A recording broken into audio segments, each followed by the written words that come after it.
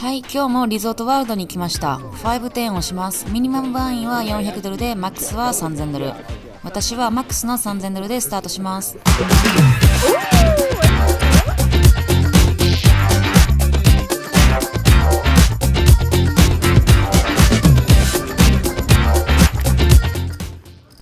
はい、一発目、アンダーザガンがストラドル20ドルをしています。私はキングジャックのダイヤモンド、ミドルポジションでレイズ60ドル。ボタンとアンダーザガンのプレイヤーがコール、3ウェイ。Not three bet. No.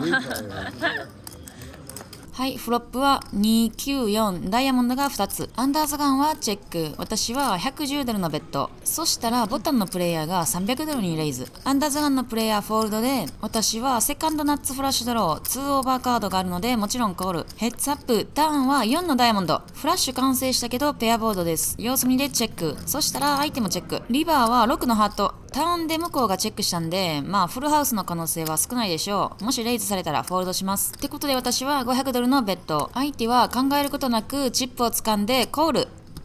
はい、こんな感じで1800ドルポット獲得25万円。Thank you. Lucky.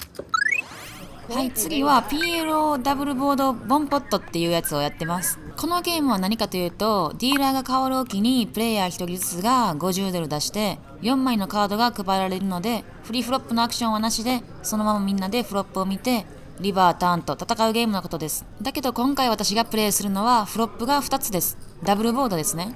配られるカードには運の要素があるんですけども、フロップ以降は結構スキルが出るゲームやと私は思ってます。ホールデムより結構スキル出るんちゃいますかね、これ。最近ラスベガスではこのゲームだけのテーブルとかがあるんで、今後このゲーム流行ってくると思いますよ。はい、私が配られたのはクイーン99。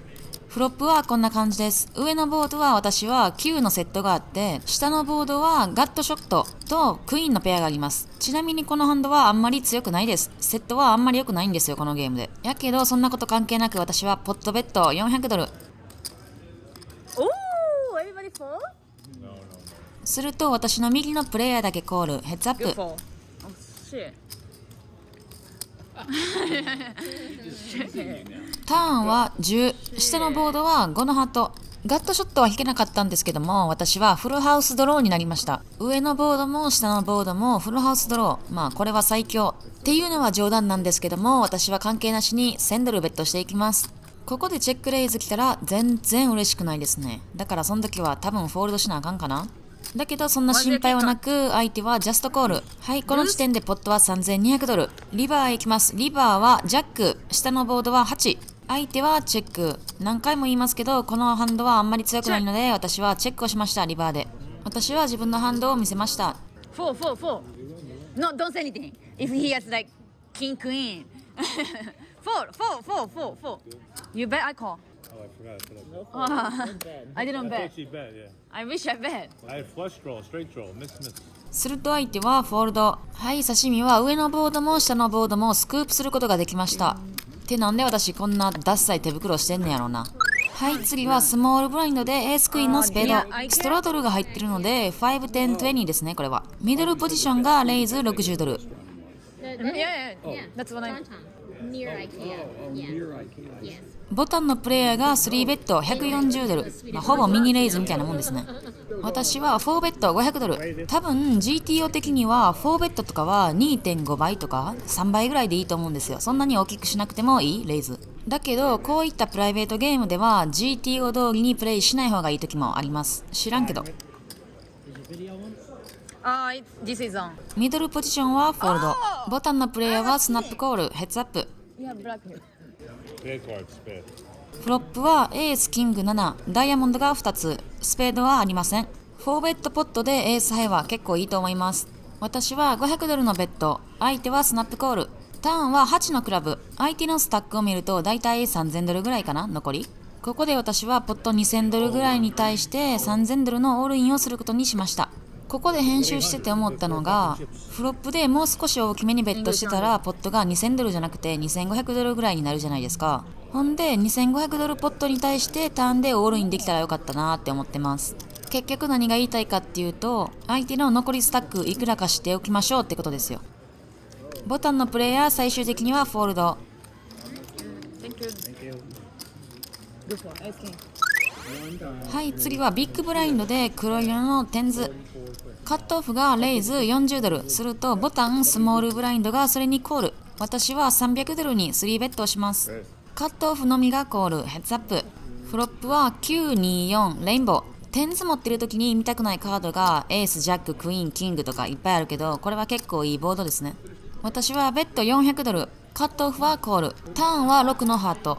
3-5にはストレート作られたんですけども、まあフリーフロップで300ドルにレイズしてるし、そんな3-5の心配はないでしょう、多分。フロップのベッドではエース X、キング X のバックダーフラッシュドローとか、そういうハンドにもコールしてもらってると思うんで、ターンでのベッドにはハートのドローとか、ポケット3からポケット9とか、そういうペアとかにもコールしてもらえるかなと思います。まあセット作られて負けてる可能性もあるんですけどね。私は1000ドルのベッド。エース9、キング9、クイーン9、とかいろんなハンドにコールしてもらえると思います。すると相手は1800ドルのオールイン。あんまりハッピーじゃなかったけど、まあフォールドはできひんのでコールしました。トゥワイスすることにして1個目のボードは5、もう1つのボードはキング。私はテンズを見せると相手フォールド。相手はハンド見せてないので何持ってたか分かれへんけど、まあ勝ちは勝ち。はい、次は60ドルのダブルストラドルをしています。この日のセッションは勝ちすぎてちょっと気まずかったんで、こうやってストラドルとかリバーのベッドで弱いハンドでコールして、負けたハンドを見せたりとか、言うたら接待ポーカーっていうんですか、そういうのは大事ですね、たまには。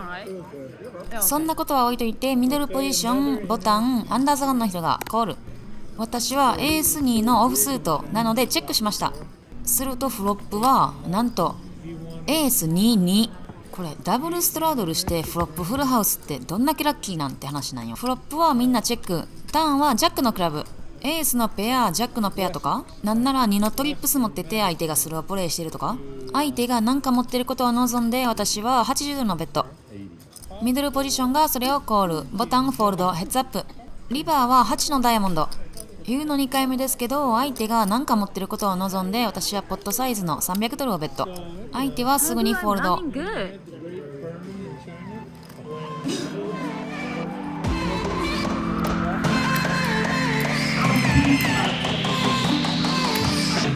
はい、今日はめちゃくちゃついてて510で8800ドル勝ちました。日本円で120万円ぐらいかなやってた。ということで今から駐車場、車ウィンに止めてるんでウィンまで歩いて家に帰ります。